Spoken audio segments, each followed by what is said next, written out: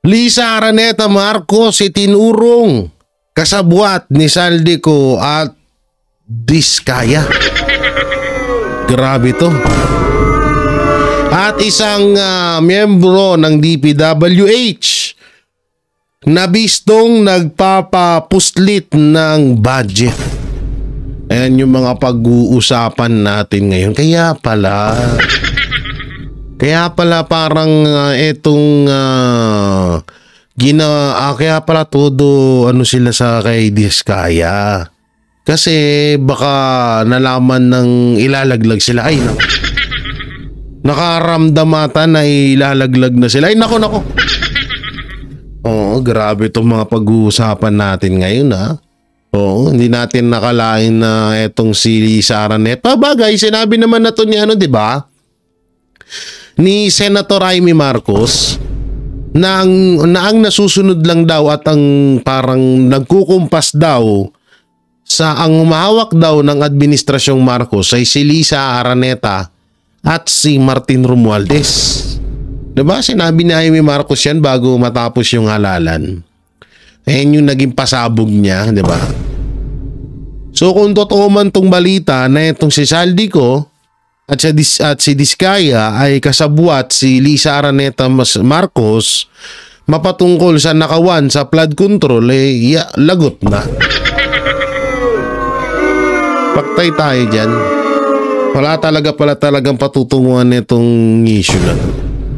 Oh, so eto no, bago lahat, panoorin muna natin tong update dito kay Saldico. Kung kamusta na ba siya, kung mauuwi na ba siya sa Pilipinas. So ito, panoorin ho natin itong pahayag na to. Sentro po ng diskusyon noong nakaraang hearing po ninyo dyan sa Kamara ay kung dapat bang imbitahan si Congressman Zaldico dito po sa investigasyon ng Infra Committee sa mga issue po ng flood control projects. Can you shed light lang dito, Kong Egay? Dapat nga bang ma-subject to House probe ang inyo pong kasamahan ni si Congressman Zaldico? Alam mo, Christian, ako yung nag-motion to invite not only Congressman Zaldico, who's the former chairman of the Committee on Appropriations ng 19th Congress, kundi pati si Senator Grace po na siyang dating Senate Finance Committee. Hindi naman para sila i-probe, kundi para magbigay sila ng linaw sapagkat yung mga insertions na mahigit 100 bilyon nung 2025 budget at malaki rin noong 2024 at malaki rin noong 2023. Karamihan dito ay mga flood control projects at dito nagsisimula yung mga maanomalya na mga flood control projects. At nung oo nga pala, asan na kaya si Grace po? Bakit kaya hindi dapat humarap din dito si Grace po ha? Vice chairman ba siya ng appropriation? Dapat si Grace po humarap din. Wala ding paramdam si Grace po ngayon na bakit kaya? Bakit kaya walang paramdam si Grace po? Bakit? Kasi si former Secretary Bonoan sa aking interpellations, lumalabas na wala silang kinalaman sa mga proyekto na naisingit. At posible yan. Posibleng walang kinalaman si Secretary Bunuan, kalokohan yan. Hindi ako naniniwala. Hindi ako naniniwala dyan na wala siyang alam. Parang si Marcos lang din yan eh. Bakit wala kang alam ikaw nga yung head, ikaw yung ulo ng departamento ng isang ikaw ang head ng DPWH. Hindi mo alam na ninanakawan ka? Hindi mo alam na may nakawan na nangyayari sa opisina mo? Sino ba mapuputukan pag nabisto yan? Di ba ikaw? Ikaw yung ikaw yung secretary, ikaw yung head ng isang kumpanya. O halimbawa sa kontraktor, sino ba na puputukan pag may anomalya sa ginawa ng kontraktor sa isang building? Di ba, una yung mismong engineer, di ba yung contractor? Oh, ganun lang din sa DPWH eh. Anak ng teteng, kaya ako hindi ako naniniwalang walang alam dito si Bunuan. Kalokohan yun. Hindi niya namamalayan na meron nangyayaring singit-singit na bagbayad pag ano dyan sa sa DPWH. Anong silbi niya? Sekretary siya. Hindi nila alam kung saan ang galing program of work o kung paano ito na ponduhan sa ating yearly kalokohan yan. 2023 hanggang 2025. Kalokohan yan. Gusto ko lang malaman mula sa kanila kung paano ito nakapasok. Sino yung mga proponents at kung ito ba may mga dokumento na naisumite sa kanilang mga committee. At naniniwala ako na sila ang unang dapat makaalam sapagkat sila yung committee chairman at yung nagproseso nito ay yung kanilang mga staff members. At pinirmahan naman nila ito kaya dapat lamang na alam nila at magbigay linaw sila. Para naman kay Congressman Saldico, tingin ko ito ay isang malaking responsibilidad para sa kanya para ihayag sapagkat nakataya dito hindi lamang yung kanyang reputasyon kundi yung reputasyon mismo ng mababang kapulungan. Pero kung ang sinasabi po kasi ng ilang congressman like si Representative Terry Redon na baka hindi tamang venue itong House Infrastructure Committee at baka dapat ilapit itong concern sa House Appropriations Committee dahil nga sa ngayon ang pinag-uusapan dito ay yung sa flood control projects kong. Lalo ko, na-distract ako sa kay ate. Kaya nga, paano magkakaroon ng flood control project kung hindi na isingit ito? Dahil hindi naman ang gumawa ng mga flood control programs ay yung DPWH. Maliwanag ito sa aking interpellation kay Secretary Monoan. Kung hindi sila ang gumawa, saan galing ito? At yan na pala, galing na para mismo din sa iyo kung So malabo na walang kinalaman dito si Secretary DPWH Bunuan, kalokohan yun. Oo, so hanggang dyan lang yung video na yun. Hindi ko mahanap yung ano niyan, yung full pero dito tayo Dito tayo sa isang panayam mapatungkol sa pamilyang Diskaya. Oo, sana dito walang background music, yung kanina meron eh. Pamilyang Diskaya hindi nabigyan ng due process. Pagbawi ng mga lisensya ng mga kumpanya nito. Ito, panoorin natin ito. Legal Counsel ng mag-asawang Pacifico Curly at Cesar Attorney. Magandang tanghali po. Kahapon po ay pinagbabato po ng putik at inisprayan pa po ng pintura yung nagbandal pa po. Kamusta na po, Attorney? Ire-ready nyo na ho ba? Meron na ho ba kayo nakahanda na mga reklamo o kaso laban po doon sa mga nagsagawa po ng ganyan pong aktibidad sa naturang lugar po, Attorney? Yes po, Sir Drew. Naghahanda na po ang legal team para sa pagsasampa ng kaukulang nawala. Apo. Nawala. Puputol si Attorney. Balikan natin Napuputol si Attorney. Bago tayo magtungo doon sa mga issue pa, ng pasadaan muna natin. Intindihan po natin na kayo po ay talaga rally kahapon po. Opo. At medyo nakakalungkot po at gumamit po sila ng dahas, pananakot, vandalism at pagsira po sa gate ng opisina ng St. Gerard building. Opo.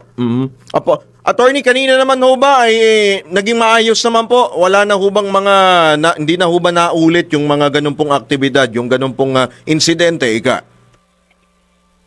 Sa report po galing sa St. Gerard building kasi wala po ako doon. Okay. Maayos naman daw po. So nagpapasalamat po ako sa ating mga kaibigan sa progresibong grupo na mapayapa po silang naglunsad ngayon ng kanilang rally. Opo. At may pahayag ang kanilang saloobin tungkol po sa nangyayari ngayon dahil ang issue po natin ngayon ay sa flood control project po. Opo. Unahin ko po muna, speaking of flood control project, yung investigation nga pala, ano po, attorney. So, dadalo na rin po si Ginoong Pacifico Curly Diskaya sa susunod po na pagdinig.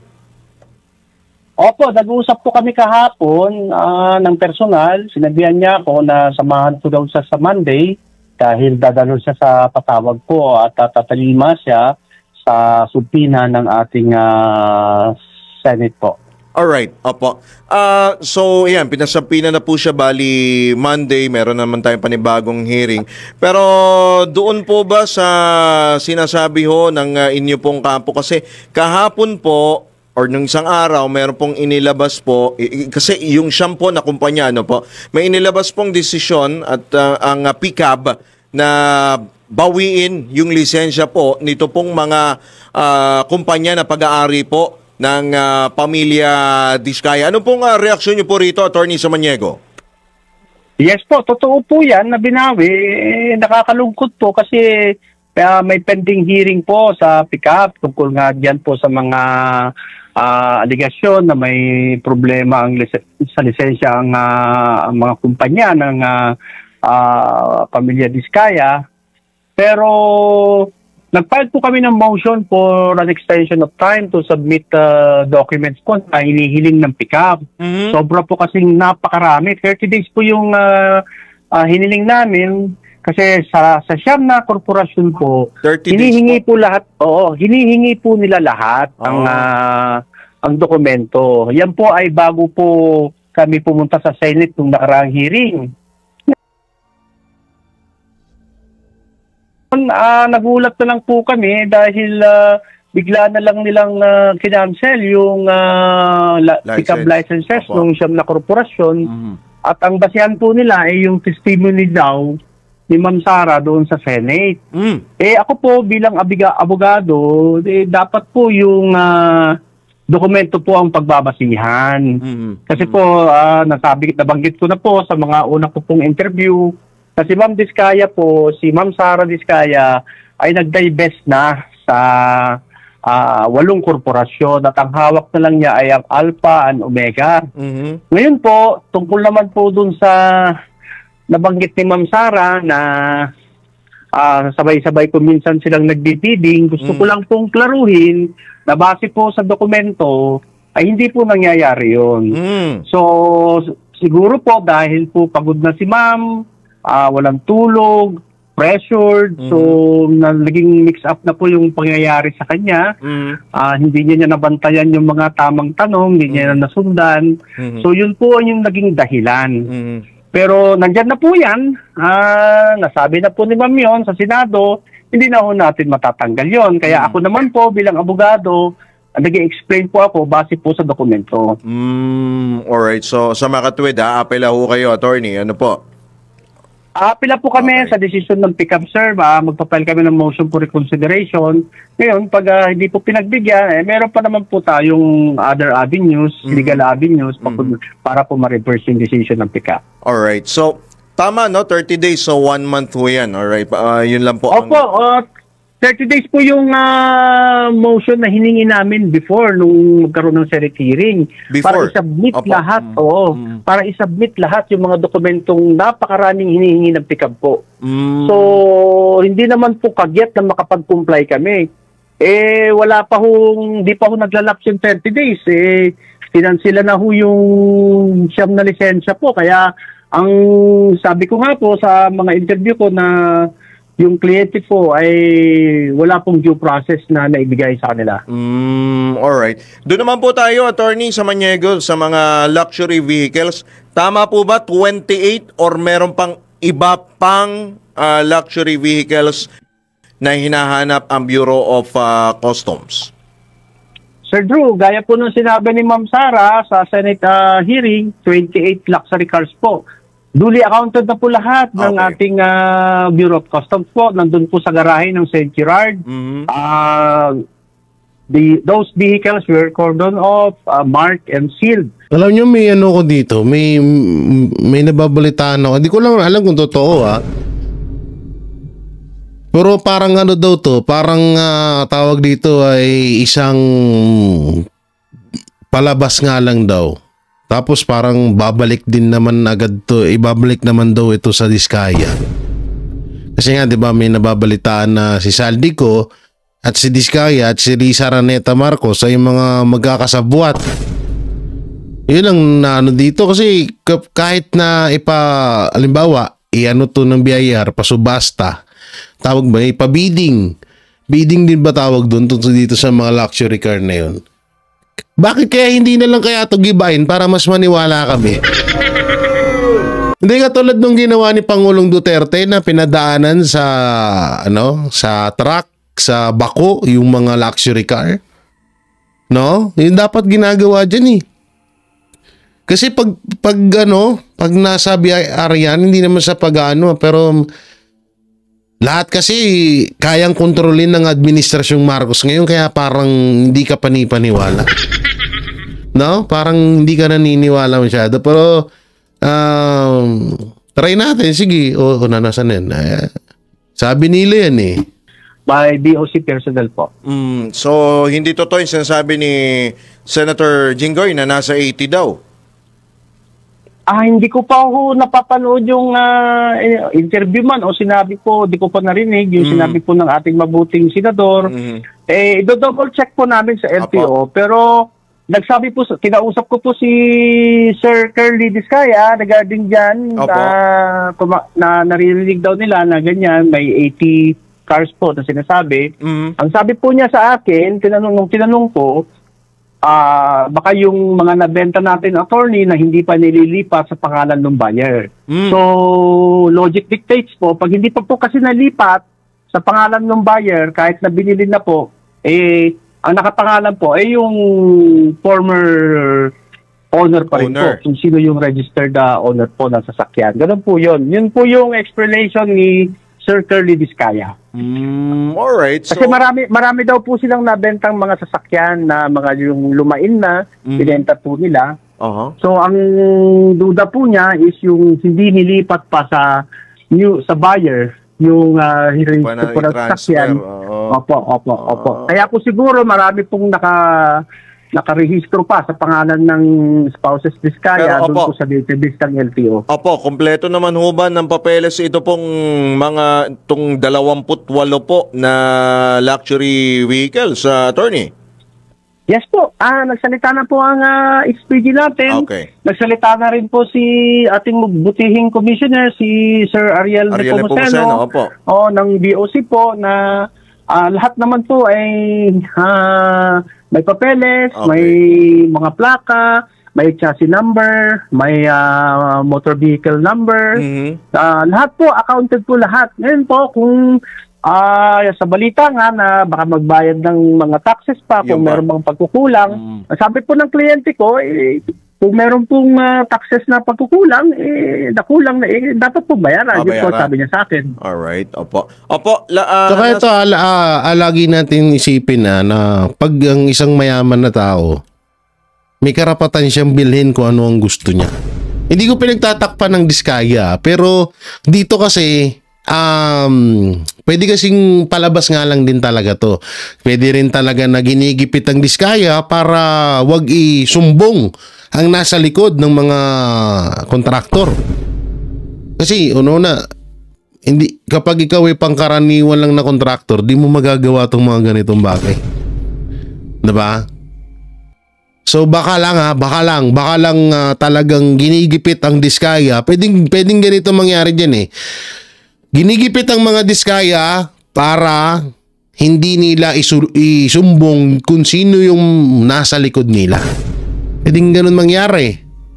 Sinisiraan nila para in case na magsalita, sasabihin nila, fake news yan, sinungaling yan, nagtuturo yan, ito ganyan. Parang yung ginawa nila, parang yung ginawa nila kay, tawag dito, kay BP Sara, na, diba? Nung about doon sa, na tatanggalan siya ng confidential fund. Babawasan sila ng pondo, di ba?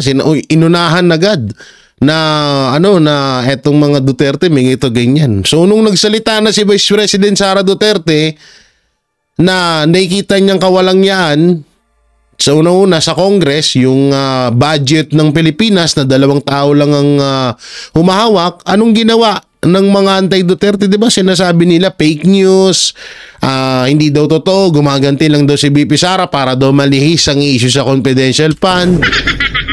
Kasi once na magsalita itong Diskaya, once na magsalita sila, once na magsabi to kung sino talaga yung nasa likod nila, sasabihin na naman dito na inililihis ng mga Diskaya yung issue papatungkol sa kanila. Pwedeng ganun mangyari at pwede rin talaga na totoong ito ay palabas lamang at si Diskaya, Saldico at Di Sara Marcos ay magkakasabwat dito sa isyung to. Pwedeng ganun mangyari ha. Pwede tayo ay gumawa nanguhula. Sa few questions na lang, attorney, sa inilabas Yes, sir, naman Drew. po na ilbo, attorney Samaniego ng DOJ, 43 individuals po ito. Nasa bansa pa po ba ang mag-asawang Yan na. Diskaya, attorney? Opo, kausap ko lang sila po kahapon. Kausap ko po sila kahapon. Alright, so walang plano na, let's say, magpalamig-lamig ika. Wala namang ganun. Ano po, attorney? Though may kinakara pa siyempre sa Senate hearings pa, di ba? Handa po ang spouses Diskaya. Naharapin po ang anumang pagdinig na ipapatawag po ng Senado at ng House of Representatives. Bakit stop bawal nga stop si Diskaya daw mismo. Yun ang ano dyan ha. Yun ang utos ng senator. So dito naman tayo sa mga pahayag ni Mayor Magalong, no? So pakinggan natin ito. Lamang ko pala na February pala na-dismiss na yung kaso, pero July nilabas, na-dismiss na pala yung mga kaso. Ganyan katindi ang impluensya nitong mga korap na politiko na to. Na kaya nilang sirain kung kakalabanin mo sila, pero hindi ho dapat tayo pumayag. Sobra na. Wala nang katapusan yung kanilang kasakiman. Especially in the fight against corruption, dahil napakalaki hong bagay ito sa amin. Dati-rati ho, kami ho sa mga kukunti lang ho sa amin ang nakikipaglaban. I remember when we started this in 2019, kukunti lang ang nakikinig at naniniwala. Mantala, nung dumating yung pandemya, inumpisan hula natin uli noong 2021. And again, kukunti lang ho ang naniniwala. Sabi nga ho nung isang kaibigan ko, Senator, you know, Benji, the fight against corruption, when you look behind me, nobody is out there. Or when you look behind you, nobody is out there fighting with you. And true enough, we were subjected to massive character demolition and assassination. Kami pa ang pinalabas na kami yung corrupt, and cases were filed against us. And surprisingly, it was even used against us during this election. Only to find out, nalaman ko pala na February pa lang, na-dismiss na yung kaso, pero July nilabas, na-dismiss na pala yung mga kaso. Ganyan katindi ang impluensya nitong mga korap na politiko na to. Na kaya nilang sirain kung kakalabanin mo sila, pero hindi ho dapat tayo pumayag. Sobra na. Wala nang katapusan yung kanilang kasakiman. Kaya naman, ako'y natutuwa because this is an effort, for good governance at sa effort nato laban sa corruption, we're doing this for our young generation. At ako'y natutuwa dahil nakikita ko ngayon, ang mga kabataan ngayon ay gumagalaw. And I hope na dapat wag lang itong kampanya, itong krusada na ito, hindi dapat matapos lang ng 6 na buwan, isang taon. Dapat tuloy-tuloy po ito dapat. Hanggang tumino ang ating mga political leaders. Ganoon na rin po yung ating mga bureaucrats na nakipag-ugnayan. No, ito po'y, itong corruption na nangyayari po na ito po'y syndicated na, highly organized crime. Kung ang nakikita nyo, akala nyo yung mga kontraktor lang ang may sala. Hindi po yan. May sala ang kontraktor, may sala yung mga involved dyan sa mga infrastruktura na proyekto. Hindi pa yan. Ang pinaka-sakim dyan, pinaka-mastermind dyan, yung mga politiko. Tama. Kaya hindi ho dapat tayo huminto. Dahil ito'y laban ho natin para sa kabataan, laban din ho natin to para sa ating bayan. Kaya dito sa Baguio, pinapayagan ko po ang social activism. Because this is the only way we will be able to change the world. Sabi ko nga it does not take one to have a title, to have a position, to have influence, to have fame, to have money. All you have to do is have that courage to change the world. And you are practically doing it now. And thanks to our young people.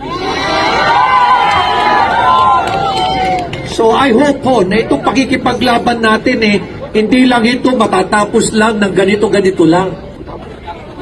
I hope po na may translate po to sa isang sitwasyon na mamimili tayo ng leader. Yun. Dahil at the end of the day, ang problema ho sa Pilipino, hindi ho tayo manunong mamili ng mga leaders natin. Pinakitaan lang ho tayo ng pera, nasisira na ho yung diskarte natin. Tandaan ho ninyo, masarap ang pera.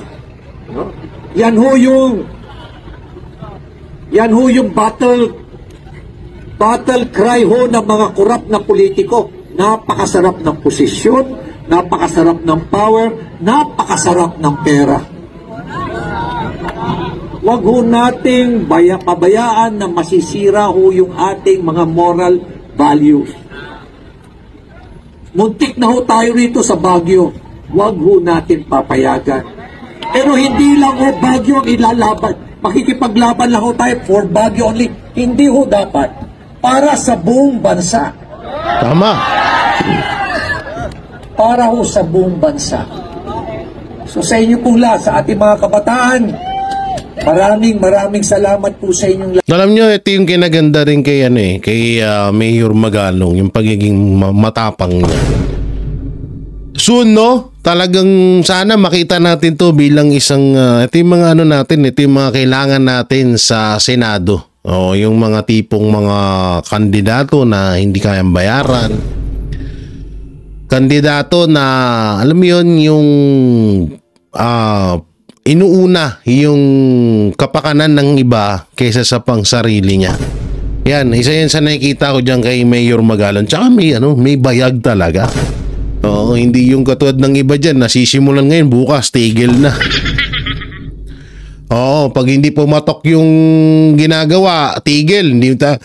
Pag di napapansin masyado ng media, hindi napapansin masyado ng mga tao. Wag natin, ayoko ng hearing to. Hindi ako dito, na-expose masyado. Konti lang may interesado dito sa sa issue na to. Ayoko dito, doon ako sa flood control. Para mapansin ako ng tao para sa darating na 2028. So yan, ibang-iba si Mayor Magalong sa isyong yan. No? So eto, panoorin ho natin ito. Etong na-discover yan ni Senator Ping Lacson na basahin natin yung title. Lacson, Yusek Cabral nagpapasingit umano sa DPWH budget. Nako po, panoorin natin to.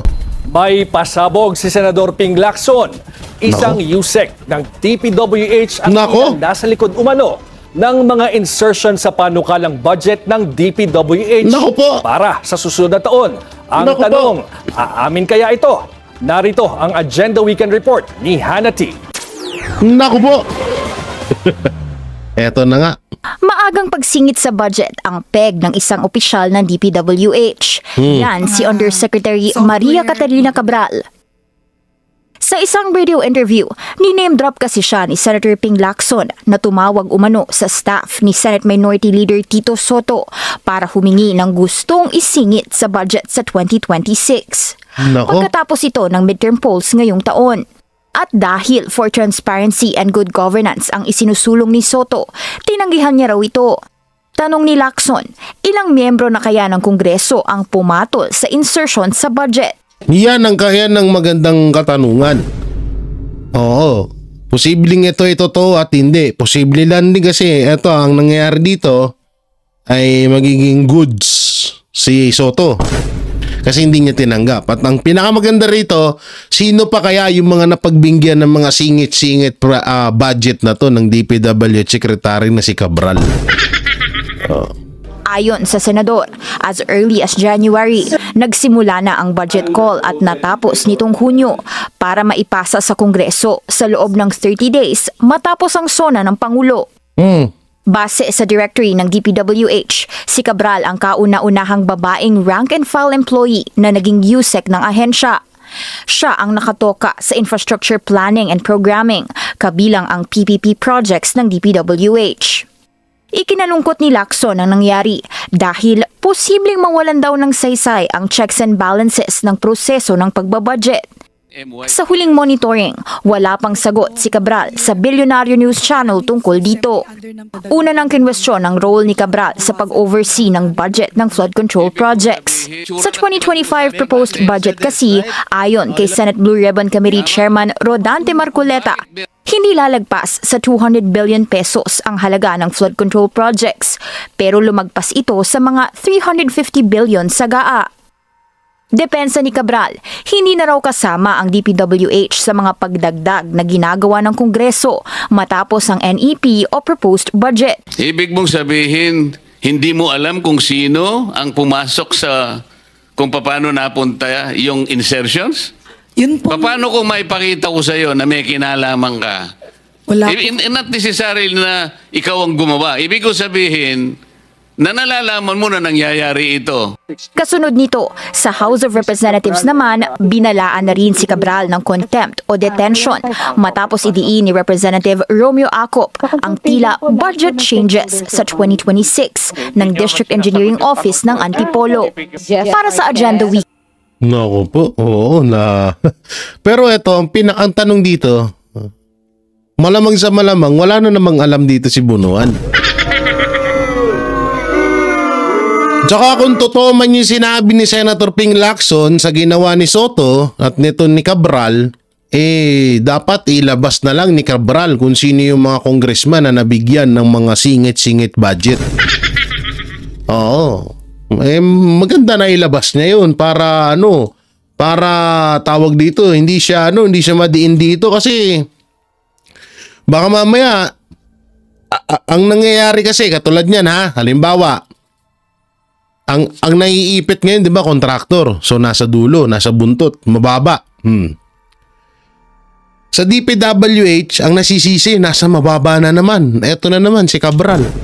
Pero si Secretary Bunuan, wala. Hanggang ngayon, hindi pa rin nakakasuhan. Yan ang mahirap dyan, na puro lang nasa baba ang dedihado. Pero yung mga talagang ulo, absuelto. Tila negosyo na nga ng mga nakaupo sa gobyerno ang pangungontrata ng mga proyekto. Sa Batangas, mismong mayor ng Ibaan daw ang isa sa contractors sa lalawigan.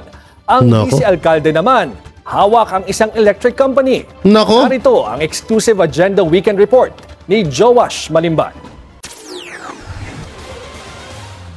Mayor na, kontraktor pa. Sa pagsusuri ng Bilyonaryo News Channel, napag-alaman namin na ang nanalong mayor ng Ibaan, Batangas nitong 2025 elections, isa pala sa top contractors ng lalawigan mula 2016. Ayon sa Philippine Contractors Accreditation Board o PICAB, si Mayor Jane Casas ang Authorized Managing Officer ng Jasmig Construction Corporation. 2016 nang ma-awardan ng 12 DPWH projects ang kumpanya sa Batangas na nagkakahalaga ng 288 million pesos. Umakyat ito ng 621.7 million pesos noong 2017 at nasa 1.2 billion pesos na noong 2018.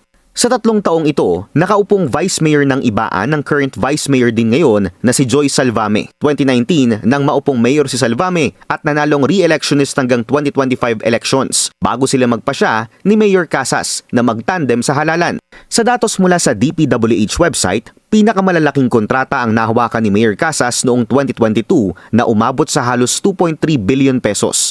Ang pinakamalaking proyekto niya noong taong ito, isang flyover sa Batangas City na nagkakahalaga ng 201 million pesos at construction ng flood control structures along Lawaya River na nagkakahalaga ng 144.7 million pesos. Ngayong 2025, nasa 15 projects ang hawak ng kumpanya ni Mayor Casas na aabot sa mahigit 1 billion pesos ayon sa datos ng DPWH. Sa kabuuan, aabot sa 13.3 billion pesos worth of public works contract sa Batangas. Biruin mo yan, ha?